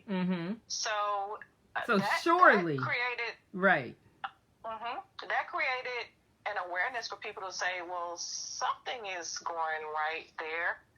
We're not quite sure about, you know, we understand that he has, you know, 3 wives, but the children are excelling. They're memorable. They do what they're supposed to do. They're not getting in trouble. So that created a huge safety net for not just him, but for us too, because people were not proud of the fact that, you know, these women were accepting of that. Right. That they were allowing him to run their lives like that. There were people who were really angry about, you know, even me. They didn't know me personally, but just from me being involved with my children, going to the schools, being involved in the community, they didn't like that kind of relationship for me as a human being. Right. So there were things that people just didn't like and continued to question, even though he did awesome things in the community. He would do certain things, smoke-free campaign, you know, where he rallied to have that particular town smoke-free. You know, you couldn't smoke in the restaurants or at a certain footage from a door. And buckle up the seatbelt safety campaign, just so many things that the Relay for Life just involved in everything in the community to build himself up as a very good person. And so let's bust another myth here. The fact that children are getting good grades and excelling in sports and excelling in community service does not mean that home is awesome. Home could be hell, and that's all that they can control. Okay? So there's certain things, the way that we have come to define things leaves us in the blind a lot of times. We think that the end justifies the means. So it's great when kids do well in school, and it's great when they excel in athletics, and it's great when they excel in civic service. But it should matter why all of that is happening. It should matter if they're doing it because it's the only thing that they can control in their life. It should matter if it's an escape, okay? It should matter. And so we have to be more concerned about why we're getting the results that we think that we want, okay? Right. An abuser will always present to you, on the surface, the results that you think that you want. But there's always something that goes along with it. There's always something that goes along with it that you were not warned about up front. Now, you said that, you know, you had a lot of conversations with him, I'm presuming, before you entered into the polygamous relationship with him. Was there anyone in your life that said, what are you doing? Did anybody? Yes. Okay. Yes, my mother, my brothers, my aunt. Okay. You know, yes, there were people who reached out to me and said, don't do it. Why are you doing this? And your response was? And of course, I didn't listen because I felt like they hadn't helped me. That he was the only one that helped me There all you those go. years. Mm-hmm. They didn't reach out to help me in that manner. Mm-hmm. Maybe they didn't know how. I completely understand that now. Right. That they didn't know how. They didn't know what to do. They didn't know how to help me with all the hurt and pain that I was experiencing. Right. And so that's one of the things that I wrestle with even today, because I know that my children are hurt. Mm-hmm.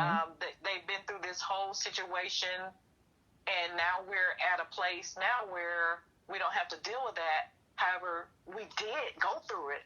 Right. So how can I help you? Like, I have to help you, because if not, this is the very thing that led me into, not that I don't love you all, but this is the very thing that led me to this point where I had to, well, I didn't have to, but I chose to go into this polygamous relationship. It's what happened is, as I've said, the Lord turned it out for my good, and I have you all. Mm-hmm. However, I still need to be able, as a mom, because I do feel that I have a role, I play a role in making sure that my children are healthy, that they seek the whatever help and assistance they need, right? Emotionally, mentally, whatever the case may be. I still feel that I play a role in that, because they didn't ask to be born into that situation. Right. So, I'm with them every step of the way. Whatever they need, I'm here to support them 100%, because that's something that I missed, where nobody knew how to help me. They didn't know how to reach me, or what to do for me, or to offer me any kind of help, to go to counseling, or to go to someone and say, this is my struggle, how can you help me, or what can I do for myself? It was just this one thing, particularly in the black church, in the black families, where we just seek church. If I could just get to church, child, you just pray, or child, you just need to go to church and lay it at the altar, and it's more than that. It's a lot more than that. It is a lot more than that. Faith without works is dead, and one of the things we're mandated to do is to try to get people to look at God as God. He's not a genie in a bottle. Right. It's not a genie. You make 3 wishes and you get your wishes, and then that's it. That's not how this works. That is not how this works. And so you indicated, now if you don't want to go here, just let me know. But you indicated that you had walked in on something that caused you to begin to think, okay, things are not okay around here. There are things going on around here that shouldn't be going on around here. So however much comfortable you are in talking about that, just so that people can understand how you came to exit this situation.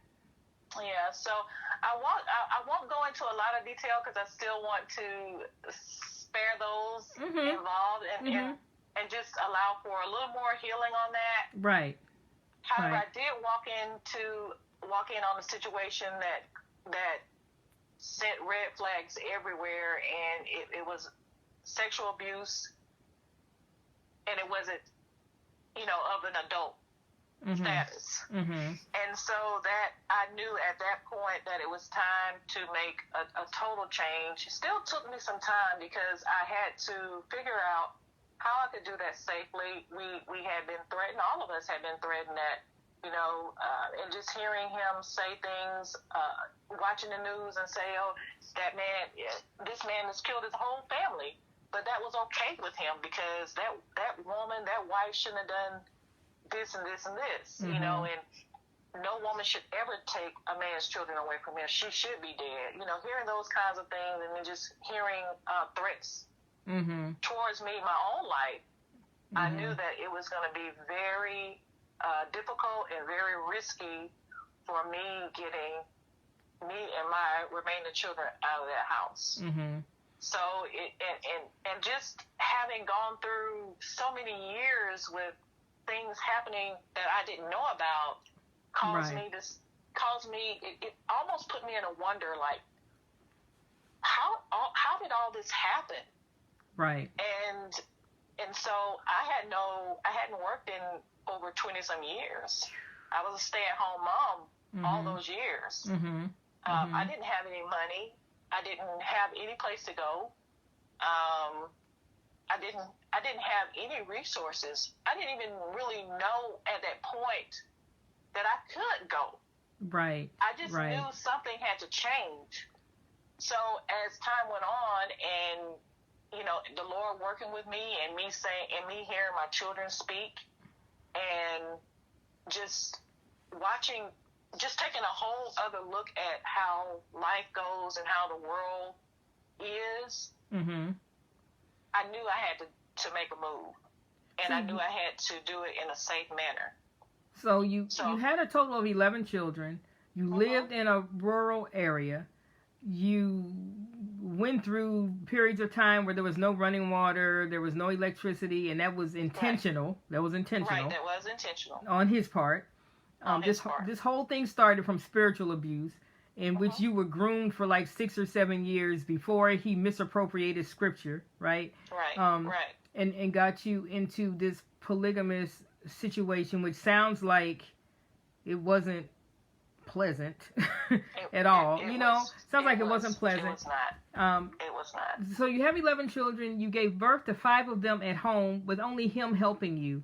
I'm recapping this so people can understand fully what all you have been through. You spent over 20-something years with this man.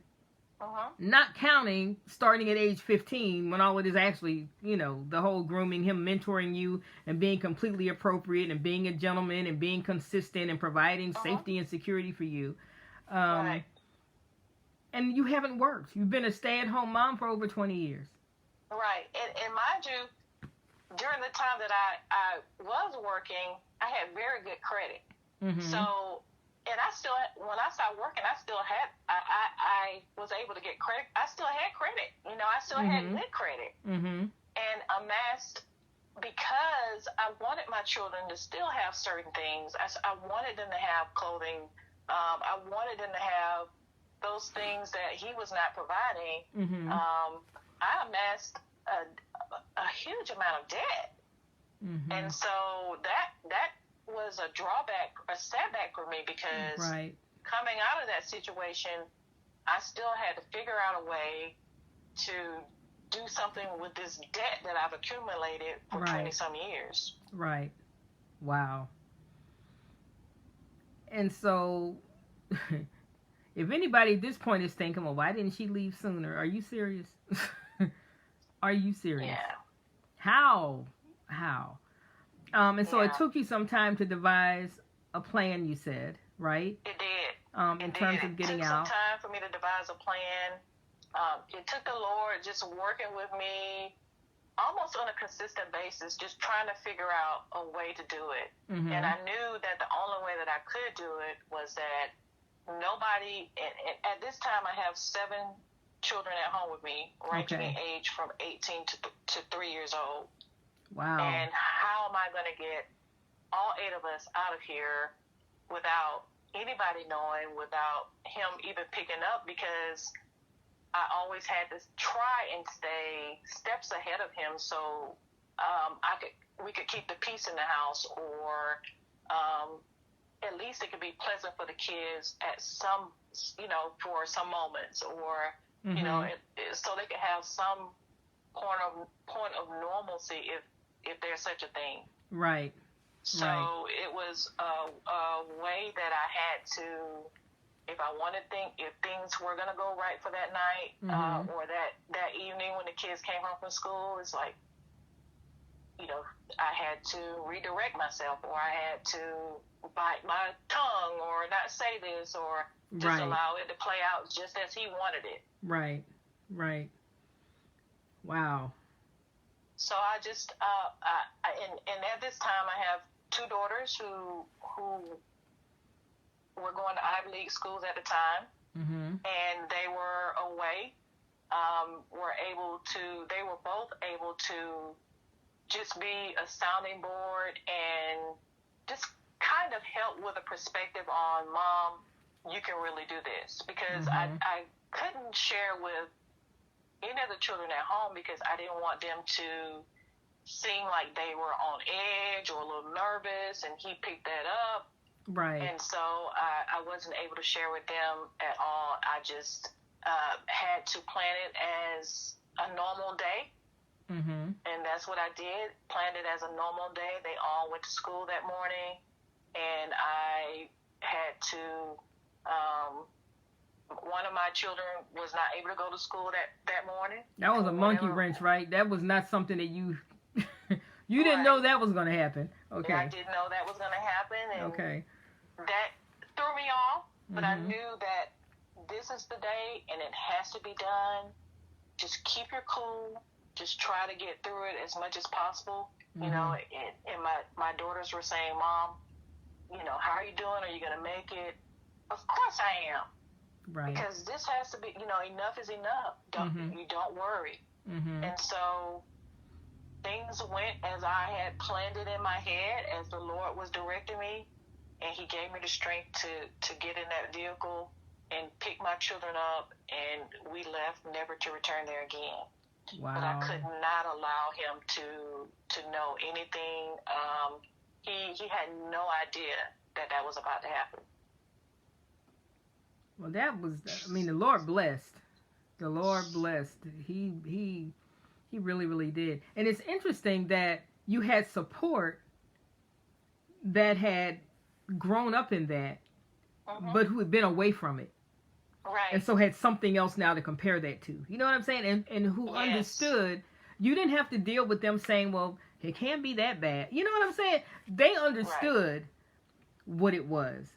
And because they were away, right, they also understood that there's another way to live. That there's another way to live. So they were able to be genuinely supportive of you and not judgmental of you and not critical of you, but just really wanting to be supportive of you. And that is so, so important. And this is why I tell survivors, you need to connect with an advocate. You need to connect with the hotline. You need to connect with somebody that can help you see things from a logical perspective. Someone who's not going to question your sincerity and all of that good stuff, or why have you put up with this for so long? That's a non-issue, okay, when somebody's trying to get out. And it will make someone who's going through that not seek your help or your support, and they actually really need it. Yes. And so then you're complicit with the abuser. When you approach a survivor that way, you are working in the enemy's camp the moment those words fly out of your mouth. Because now it's like, okay, this is what I thought. I can't trust anybody. I can't talk to anybody. And they might tell him or her that I said something. You know what I'm saying? And so this is why I tell people, if you don't approve of the actions or what you perceive to be the lack of actions, kindly keep your opinion to yourself. That's correct. Please and thank you. Just don't make it any worse. If you can't help, just hush. It's okay. If you're on social media, keep scrolling. It's okay. A comment is not mandatory. Okay? An emoji is not mandatory. Just keep going. If you don't have the grace, if you don't have it, you don't have it. Just leave them alone. Let somebody help them that can actually help them. I mean, I appreciate so much the courage it takes for you to share this story. Did you want to say anything about, has anything been done about the allegations that were made in terms of? Well, as of 2018, the man in question received 30 years for his actions of sexual abuse and physical abuse towards children. Okay. And we all know that it's a very tough situation. We know that the children miss their father. However, is the best thing that could have happened for all involved, because now we're able to have our own lives. If things were different, the behavior would continue. It would have continued. It would never have stopped. Yes. So, we just live for brighter days, and we've had those brighter days. We've had those days where we have questioned not being in chaos because we have such peace now. That's an important point. That's an important point. That sometimes when you attain that peace, it's uncomfortable. Right. It's like a sunburn. It doesn't feel right. You might feel restless. You might get irritable. You might, because you're accustomed to the chaos. And what happens is our brain excretes certain hormones when we're in fight or flight. And it's easy to get kind of addicted to the way that feels, that high, that adrenaline rush. But you can't live there, folks. That's not healthy. It's not healthy. That's not a good place to live. Okay? And so for those of you who are just coming on, you have got to go back to the beginning of this and sit down somewhere and fasten your seatbelt. Okay? Sit down, fasten your seatbelt. This story, the story that she has shared, is incredible. We had Elizabeth on a while back, and we had Felix on. We've had Rosalind on, and they all have had amazing stories to tell. And what I appreciate about them, and what I appreciate about Savannah sharing her story, is that it's difficult to do. Anybody and everybody can see this. Like this, there's no getting this off of social media after I hit the finish button. Unless I don't post it, it's out there. Okay? And so it's a huge step in personal healing for a survivor to be able to share their story and to share it in a way that it's healing, and to share it in a way where it's realistic, where you're not glossing over what happened, you're not minimizing what happened, you're not minimizing, the fact that there were red flags and you didn't listen. Yes, most of us don't. We wouldn't be survivors. Okay, if somebody said something and we didn't listen to them. Okay, that's correct. So being able to accept responsibility for that, and being able to look back with grace on the people who maybe were there and just didn't know what we needed, didn't know that we needed it. Because I know in my case, I was like the middle child. I had 3 siblings that were like 10, 11 years older than I am, and then it was me, and then I had a younger sister about 2 years younger than I am. So I was the middle child, but I was kind of like the oldest child of the second bunch of kids, right? And nobody ever thought I needed anything. Right. I kept my grades up. I cleaned my room. I wasn't the one. I didn't have to get a spanking. I watch you get a spanking and decide. Note to self. That was stupid. Right. Don't do that. That'll get you knocked out. Okay. So I learned from watching their antics, their shenanigans. I'm like, okay, I'm not gonna ever do that because that didn't go well. Okay. Yeah. And so I didn't get a whole lot of attention when I was growing up because I didn't appear to need it. Right. I didn't appear to need it. I was an A student. I didn't appear to need it. So I didn't get it. Okay. So there was a lot of guidance that I didn't get. But the flip side of that is there's a lot that I did get. And just as you said about your mom, there are things that both of my parents instilled in me that have served me well through my entire life, have pulled me out of some jams just because I could remember what they said to me. I could remember how things were explained to me, so all of that to say that nobody's parents' upbringing is perfect. People do the best they can with what they have. Right. Yes, they do. They do the best they can with what they have. And so it's important to be able to share your story without blaming necessarily. That's how I can tell as a clinician where a person is in their healing process. And so for us, we don't want this to be where, a survivor comes on and they're just bleeding all over the place, because that's not therapeutic for them.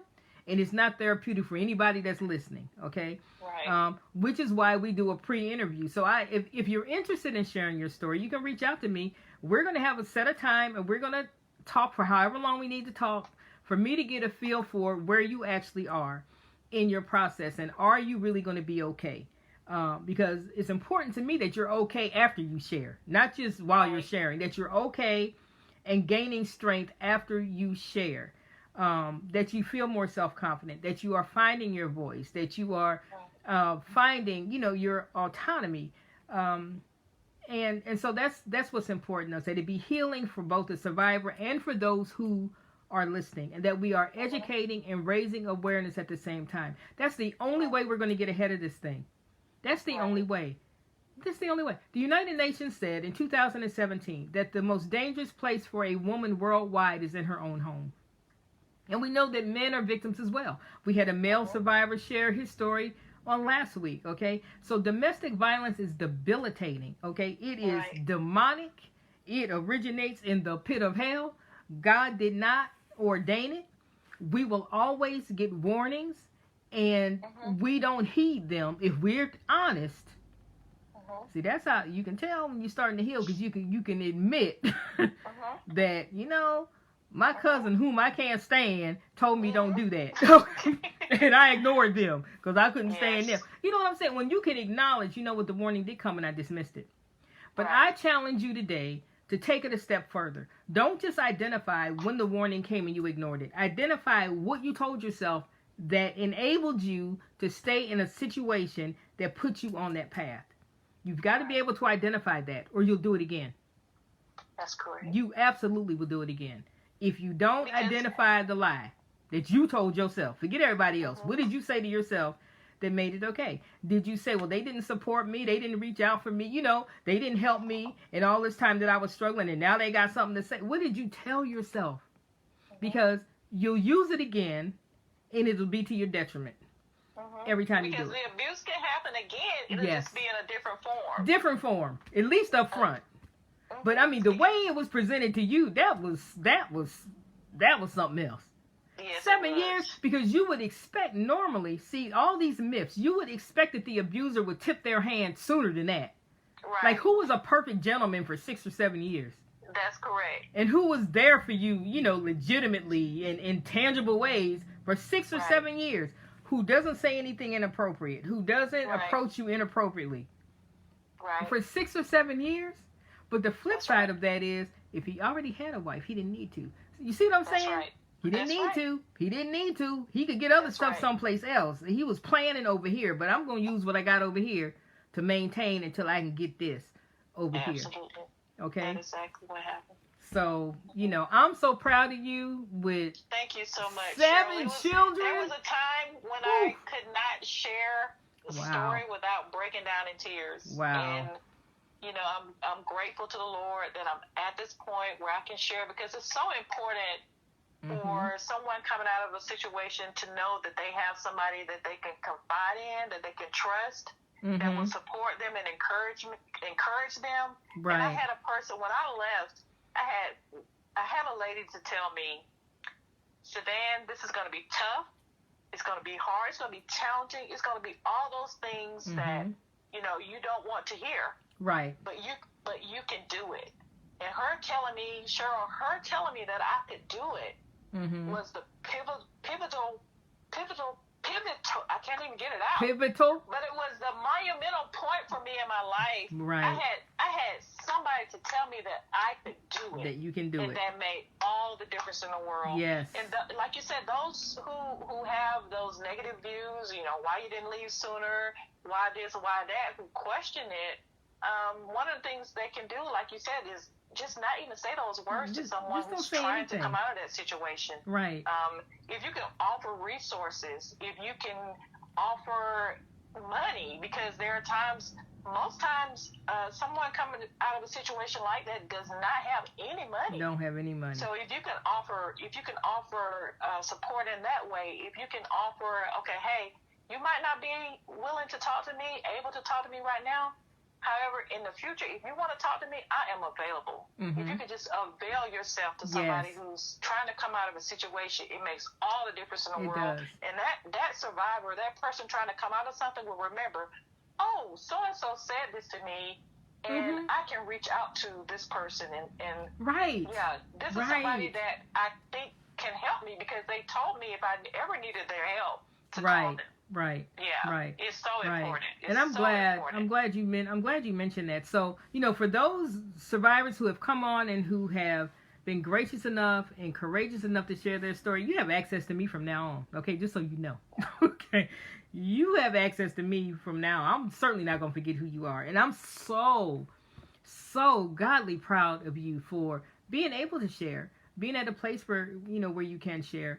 Thank you, Cheryl. And I really am, because it just means it's like, okay, somebody else got out. You know what I'm saying? Yes. It's just like somebody Yes. else got out. It just, oh my God, I can't even tell you what that does for me to know. Yes. And so I want each of you to just to continue standing. You're going to have days where you might ask yourself, well, why did I do this? You may even have days where you miss that critter, be it a man or a woman, because they weren't bad all the time. Now, come on, Right. okay? So you may even And have days that's- where you and miss that's them, okay. and that's okay. It's part of it. It's Yeah. part of it. There ain't no point in lying and saying, well, I don't miss. Yes, you do, and that's Right. okay. But the longer you stay away from that, the stronger you will become. Yes. The stronger you will become. Okay, trauma bonding is real. Trauma Yes. bonding is real. It'll have you going back to somebody that broke your face, almost killed you, all of that, and have you Yeah. going right back, trying to be a good wife, trying to be a good Yeah. husband. Okay, they cussing you out the whole. They're not even giving you an indication that you ought to give them another chance. Sometimes you'll be the one running them down, chasing them down, Right. trying to get their attention, and then being heartbroken when they don't reach out for you. So it's all the chemicals. Your brain is completely jacked up. Trust me when I tell you. And It's a a hot lot of mess. people do go back. I Yes. mean, a lot of men Yes. and women do go Yes. back to that kind of abuse because men, and there are women, like even me in my situation, I didn't think I was being abused. You know, you Right. don't think of it that way. Nope. You don't think of it that way. Mm-mm. However, once you learn better, Right. yeah, it's abuse at its highest form. Right. Once And you so can accept even that. men don't think they're being abused, and Right. they are. And Right. so it's a very challenging situation, and a person figuring out what's best for them. You know, Right. what's healthy for you. Right. What is healthy, and Right. is this really healthy for me? For you to have been in that for so long, I mean, it's just like, wow. And it started in your formative years. It's just like Yeah. the fact that you had the wherewithal, even with your daughters being supportive, because they weren't there. They're somewhere Right. else. They're in another part of the country. Right. For you to even find the wherewithal to do that, knowing how badly things could go Mm-hmm. if you got caught Right. trying to get out of there. Right. With all the veiled threats and the, you Mhm. know, commenting out loud on the news and saying that, oh, that woman should be dead because no Right. woman should ever take their children. So that was a message. And you knew that. Yes, I did. That was a message. That was a message to you. That was like psychological was. warfare that he was engaging in then. You just have to keep going. Mhm. And you mentioned women going back and men going back. On average, a woman leaves 7 times before she leaves for good. The problem is she may not have 7 times. Right. The problem is she may not have 7 times. But on average, That's that right. means that some, it's more times than that. Mm-hmm. And it's because of trauma bonding. It's because your brain is negatively affected by all of that chaos and all of that trauma. It's firing these chemicals out willy-nilly. They're not regulated. And it can feel like a high. And so when you get away from that, there's this emptiness and there's this, it might feel like depression. Right. It might feel like anxiety. You may have insomnia. You may have nightmares. And it's just like someone who's addicted to a drug. The only thing that you feel like is going to bring you relief is to get back to the thing that hurt you in the first place. Yeah. And this is why other people offering you support sometimes falls flat for you. You want acceptance from the person that hurt you. You want validation from the person who hurt you. You want them to take back the hurtful things that they said or explain the hurtful things that they did. And you want them to be nice to you. So this is how the cycle of abuse is fueled. They're saying nice thing. They send you some roses. They send you a box of chocolates. You ready to go back. That's how it works. You just have to outlast them. You just have to outlast them. And don't think in terms of the rest of your life. You just have to outlast them by seconds. You just have to last longer than they do. That's all. Yes. Don't pick up the phone longer than they do. That's Right. it. And if you are one who has fallen back into that and you called them or whatever, now you need to go longer before. Don't do that, okay? If it took you 2 weeks and then you fell back, then you know you can go 2 weeks because you've already done it. Mm-hmm. So to go any less than 2 weeks is unacceptable going forward, okay? This is what I tell people. We already know you can do 2 weeks because you already did that. Right. So you ought to be able to do 2 more and tack another week on. Mm-hmm. Okay, don't look any further than that. Just get that far and don't do it. Yeah. It gives your brain time to literally heal. Trauma changes the volume, the physical volume of our brain. The physical brain shrinks with trauma. It shrinks. But it can come back to normal with time away from the trauma. You need time away from it to heal. You need time away from them to gain strength. But this is why you can be away for a year. If you pick up that phone and call that joker, it'll be just like an addiction, right back to where you started. Yeah. Okay? And so this is why you have to keep going. If you stumble and fall, get yourself back up. You know you can do it. You did it before. Keep moving forward. Connect to someone that's going to keep you encouraged. Join a group. And let me tell y'all, join a group that's not just comparing battle scars, please and thank you, where people are just like bleeding all over the place and comparing how horrible their abusers were. Don't do that. That's not healthy. It's not healthy. You get stuck. You get stuck and you're going around and around and around in a circle. And around and around and around in a circle. And what you're doing is getting all those same chemicals released in your brain again because you're stuck on all of the negative. Okay? All right. We have a blog, Judah's Roar. I'll put all that information up. Give us some hearts and stuff because Savannah is a whole lot of courage. I don't know if I would have told y'all all of that. Okay? I don't know.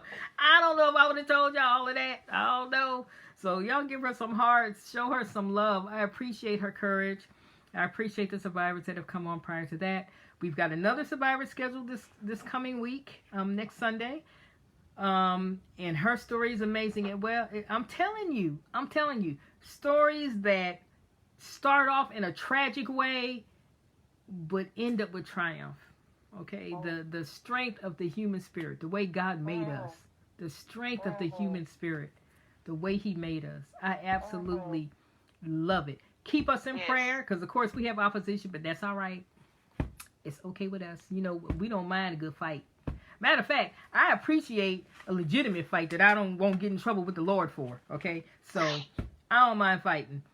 We're gonna keep carrying this baton. We are determined to educate and raise awareness. We are praying for you. Just know that you are on my heart and you're on my mind all of the time.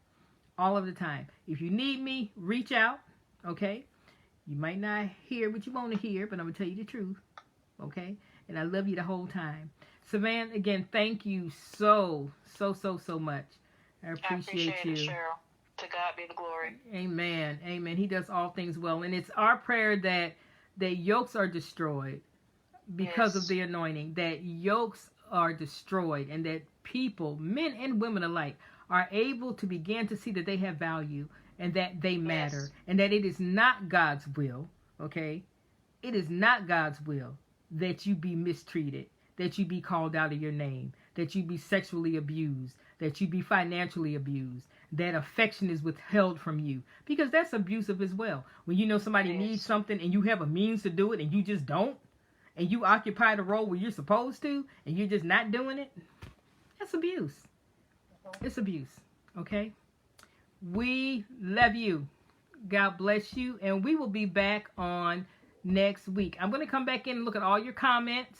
I appreciate you all tuning in. Jackie, it's fine. I know you are running late. No problem. No problem at all. Okay. Go back and watch from the beginning, though, because this whole thing has been mind-blowing. This whole thing, for real. And we'll be back on next week. All right? Blessings to you.